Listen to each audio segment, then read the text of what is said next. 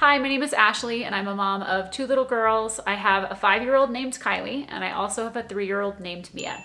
So for today's video, I am actually going to be answering a question that I received over on Instagram from another parent.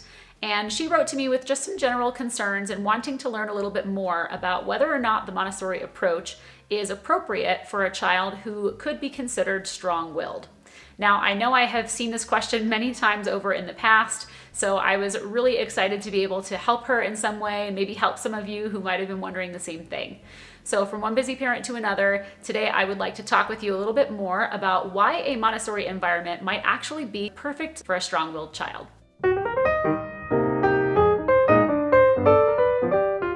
All right, so I actually have her question pulled up on my phone right here in front of me on Instagram so that I can read it for you guys and give you a little bit more context to the question before we dive into the answer. So it says, "Hi Ashley, I am fairly new to Montessori and your videos are incredibly helpful to understand and love the concept more and more. Thank you so much. I'm in the process of finding a Montessori preschool or a daycare for my child and was looking for an answer to one of the concerns that I have. Is Montessori apt for all types of children, like strong-willed, difficult to follow directions, switch activities very often, low attention spans, and ones who like to do things their own particular way? Can Montessori make some difference in these areas for the child, or is the Montessori set up for more apt and working for children who are used to that way, more calm and easy to adapt?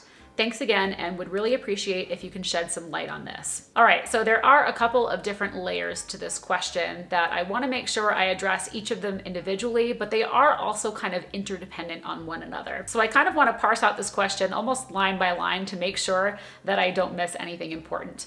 And so the first thing I'm going to address is the very first part of her question. She's telling me that she is thinking about sending her child to a Montessori daycare or preschool. This is kind of what started her thinking about this topic in the first place. And I just want to put this out there. It is okay if you do not send your child to a Montessori style daycare or preschool. I think sometimes parents assume that when they're doing Montessori at home with their child, they have to then send them to a Montessori daycare or preschool. And the reality is that's just not true. It's also not possible for every single family to be able to send their child to a Montessori school, an authentic one anyway, because unfortunately a lot of them are privatized. There are public Montessori schools as well, but they're much farther and fewer between. So it's just not a financial option, or sometimes you're not geographically located close enough to one. So it's just not an option for every family. And those families, whether or not they're doing Montessori at home, have no choice but to send their child to a more traditional style school or daycare. And there is nothing wrong with that. I want to give you that peace of mind right now that if it's just not working out for your family, it's not the end of the world. What is most important is what is going on under your own roof at home with your child. That is what is going to have the most influence on your child's values and the way that they see the world. So if you're focusing on what you're doing at home, that is going to be the core of it. And what's happening at school is almost kind of secondary. Again, definitely helpful if they can go to a Montessori school, but definitely not a must either, if that makes sense. I honestly think that what's most important when you're making a decision like that is not whether or not it's a Montessori school, but more so, is the learning environment safe? Is it respectful? Is it a rich learning environment that fits your child's learning style and their personality, and are they going to thrive there? Which brings me to my next point. Oftentimes on social media, when parents who are new to Montessori are first kind of getting their impressions of what it's all about, they see lots of these pictures and videos of children who are very quiet, they're focused, they're sitting down, they look like they're on task, they're doing what they're supposed to be doing, they appear to be very disciplined. And then they look at their own child and think to themselves, not my kid. There's no way my kid is going to do all of that. And so they just kind of rule it out right from the get-go. Or sometimes you have a parent like the one who sent me this question, who is thinking to herself, can this work for my child? Because I know that my child tends to be a lot more strong-willed. They want to do their own thing. They're constantly on the move. I don't really ever see them sitting down and focusing on one activity for any considerable amount of time. And so she's then left wondering, well, if this is what Montessori is about, is my child really ever going to be able to do that? And I can totally see where she's coming from with that. It's definitely something that is a bit of a misconception in the Montessori community, especially if some of your first impressions are through social media. And so to that point, I would actually like to share a little story with you that often comes up when you're reading about the history of the Montessori approach. And it is this. So back in 1907 in Rome, Italy, Dr. Montessori was actually tasked with opening a full-day care program that was to oversee all of the children of the poorest working class in the San Lorenzo district. So these were children whose parents were gone all day. They were working or trying to find work of some kind, and the children were basically left to their own devices. They were wandering the streets, they were at, friends' houses, they were under the care of other people, or maybe under no one's care at all. They were basically just left to fend for themselves because that was daily life for them.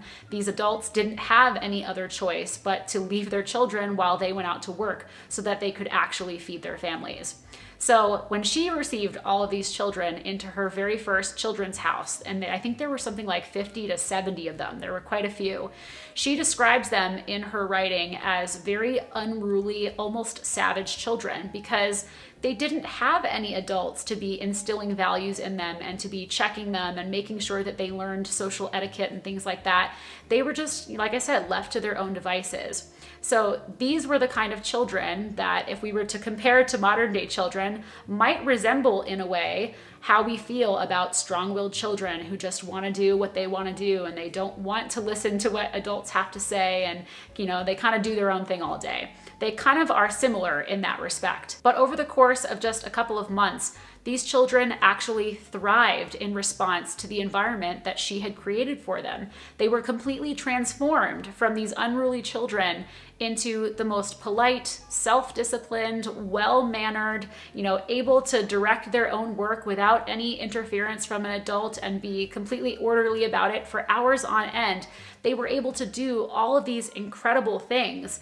And this is what drew the attention of the general public. People came in and said, wow, what did you do with these children to get them like this? And that's basically how the Montessori approach became so notorious. Why it spread globally was what she was able to achieve with these children. And just to further illustrate this point, I also want to read a short little excerpt from the book, The Secret of Childhood by Dr. Montessori, which is a really good one, by the way.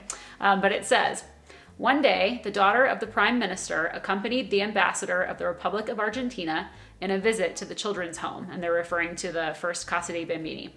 The ambassador had been advised not to give any notice of his intended visit so that he might witness the children's spontaneity, of which he had often heard. When they arrived at the school, however, they learned that it was closed because it was a holiday. Some children in the courtyard then came up, and one of them explained with perfect naturalness, "It makes no difference that this is a holiday. We are all here in the building, and the porter has the key." Then the children began to run about and call their comrades by name. The door of the classroom was opened, and they all set to work. Their marvelous spontaneity was proved beyond question.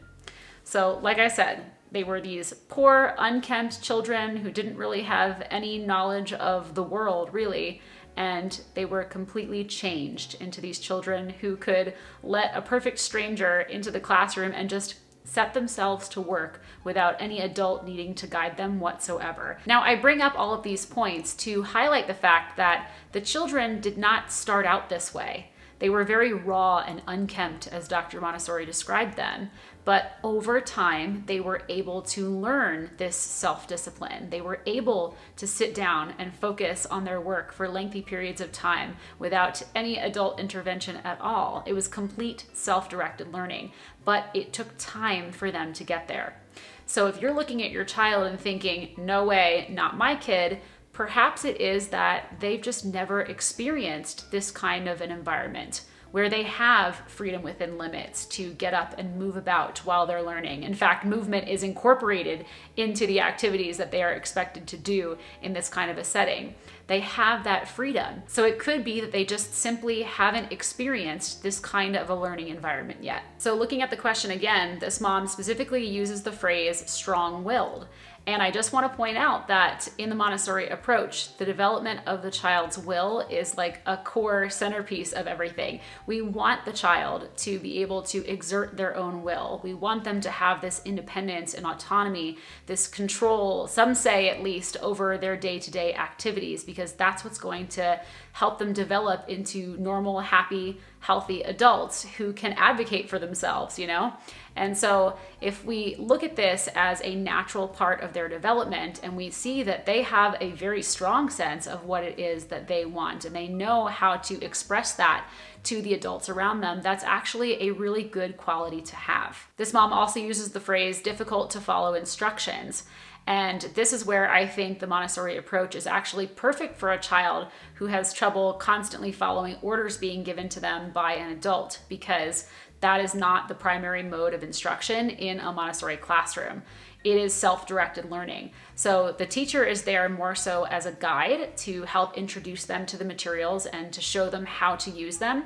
But then after that, it is up to that child to choose which activities that they are going to work with and to be able to work with them completely independently. Obviously, the teacher is always there for help if needed, but it's not this traditional top-down model where the adult is standing in front of the class and all the children are seated in desks and expected to raise their hands when they want to ask a question, and otherwise to stay still and be quiet and to just sit there and do their work.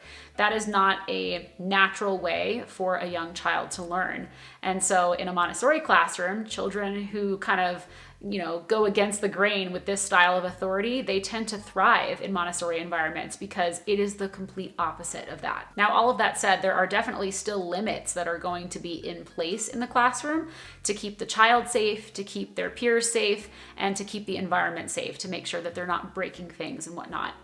So those limits are still going to be enforced by the adults in the room, but that is where I think another aspect of Montessori differs. It branches off from what we normally find in a traditional setting, because we're not using rewards and punishments and these kinds of reactions to the child's misbehavior as we might perceive it that would cause them to therefore intensify that behavior, because they feel indignant about the way that they're being treated.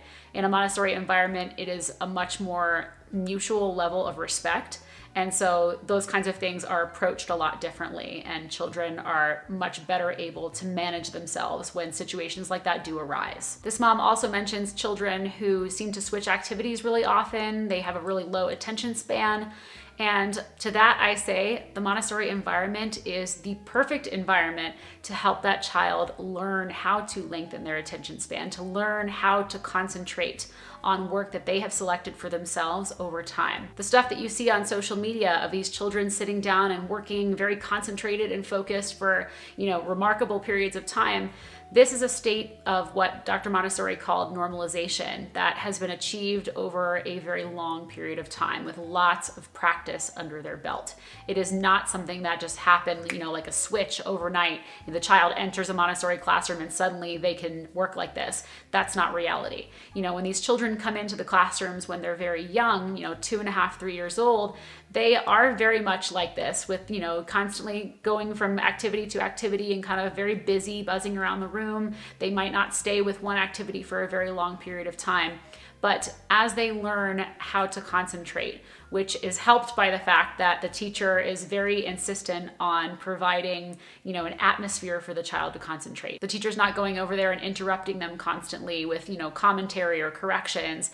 They're not allowing other children in the classroom to interrupt this child while they're working. They're protecting that concentration. So as the child finds themselves in this environment that is conducive to being able to sit down and focus on the activity that they've chosen, over time, they build this ability to concentrate for longer and longer periods of time. So just because they're starting out in this kind of busy, frantic, chaotic state where they aren't able to sit with something for a long period of time doesn't mean that they won't eventually get there. Just like the very first children in Dr. Montessori's first Casa dei Bambini and all of the schools thereafter, they have to work at it. It is a process. And to this very last part where she asks, is Montessori appropriate for children who just like to do things their own way? I would say yes, because the entire curriculum is dependent on the child choosing their work. Again, the teacher is always there as a guide to make sure that they're staying on track. But for the most part, the child is deciding the curriculum. They are choosing their work each and every day. They're working at it for as long as they need to, repeating the exercise as many times as they need to until they have developed mastery. So the child is the curriculum, I guess, if you think about it like that. And so they get to do things how they want to do it in a way. And so it's perfect for a child like that, as opposed to being asked to sit down with all of the other students and learn the same thing on the same day in the same way as every other child in the classroom, which, as we know, is not the most effective method of teaching, especially not for young children. So the last thing this mom wanted to know was, can Montessori make a difference in all of these areas for this child that she describes? And I think based on what we've just talked about, the answer to that would be a resounding yes. Now, I know that there are some families out there who maybe have tried Montessori and felt like their child wasn't successful in that environment. And I would say that depending on when your child comes into it is going to make a big difference on how your child responds. You know, when they start out with doing the Montessori approach from as early as they can remember, their very first school days, then it's a little bit easier of a transition for them as they grow older, because it's just the way things have always been done. But if you're plucking a child, especially an older one, out of a traditional setting and just kind of, plopping them into a Montessori environment, which is radically different, there might be a bit of a transition, an adjustment period for them before they can become acclimated to the way things are done in a Montessori classroom, because it is very different. And, depending on how that goes, they may or may not ever really become acclimated. And so it might not work out for them. But I will say that if you are starting them out from as early on as possible in a Montessori environment, then that is the most ideal situation, if sending them to a Montessori school is what you are hoping to do. Okay, so I really hope that this helped to answer this mom's question. If you have anything to add to the discussion, by all means, share it with us in the comments down below. If you're interested in learning more about Montessori at home, I have a lot of different resources that I think you'll find really helpful, including my new book, which is called The Montessori Home: Create a Space for Your Child to Thrive, as well as some online courses designed for parents, an online community. And if you're looking for some more individualized support, I do also offer one-on-one live video consultations. So I will put links to all of that in the description box down below for you to check out. And if you are new to my channel, I also wanted to let you know that this video is part of a much larger series on this YouTube channel called Montessori at Home, which is aimed at providing practical tips and advice for busy parents like you and I for implementing Montessori at home with our children. So if that sounds like something that you're interested in watching more of, then you might actually consider subscribing to my channel. This way you don't miss a new video, because I do upload a new one just like this one every single week. Thank you so much for watching today, and I'll see you next time. Bye.